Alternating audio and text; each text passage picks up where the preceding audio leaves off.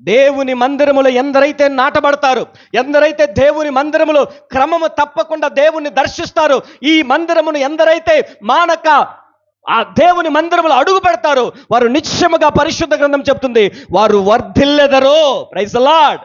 మానక దేవుని మందిరాన్ని దర్శించాలి. మానక క్రమము తప్పకుండా దేవుని మందిరాన్ని దర్శిస్తూ ఉండాలి. వారే దేవుని మందిరములో వర్ధిల్లుతారండి. దేవుడు వారినే వృద్ధి చేస్తాడు. ఆమేన్.